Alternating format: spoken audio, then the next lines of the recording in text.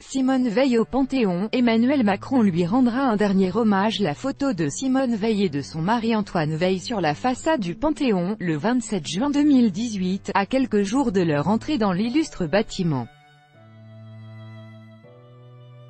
Reuters, Benoît Tessier. Simone et Antoine Veil entrent ce dimanche matin 1er juillet au Panthéon. La cérémonie a été organisée par l'Élysée en étroite concertation avec les enfants du couple, Jean et Pierre-François. Les cercueils entreront au Panthéon à midi après un discours du chef de l'État, un dernier hommage à une femme exceptionnelle dont le destin a marqué l'histoire nationale. Simone Veil est la première déportée raciale à entrer au Panthéon, et c'est un symbole sur lequel Emmanuel Macron devrait insister dans son discours. Lors de l'hommage qu'il lui avait déjà rendu aux Invalides, le chef de l'État avait décrit le choc provoqué par le décès de Simone Veil.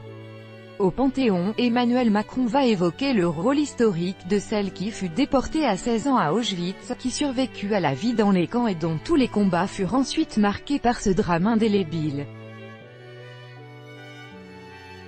Cette cérémonie, ce discours ont une vocation pédagogique, explique-t-on à l'Élysée.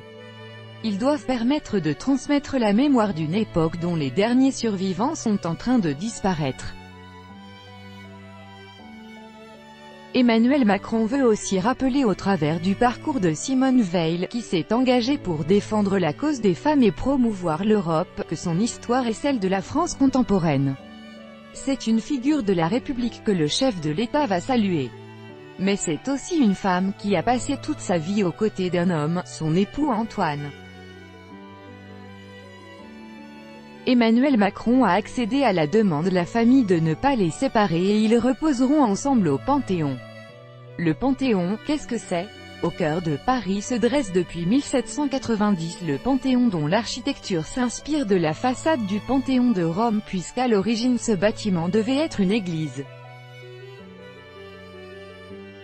Mais après la Révolution française, ce monument a eu pour vocation d'honorer la mémoire des grands personnages ayant marqué l'histoire. Par exemple, Voltaire, Victor Hugo, Jean Moulin ou encore André Malraux.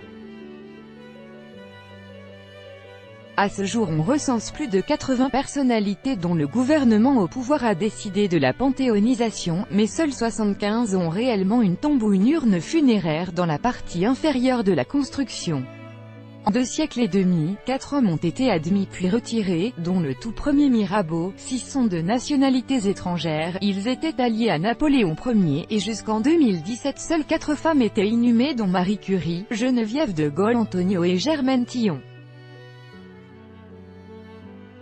En ce 1er juillet, Simone Veil sera la 5e et avec son époux Antoine Veil, ils formeront le 4e duo autorisé exceptionnellement à reposer côte à côté au Panthéon. Relire Simone Veil, une combattante éternelle.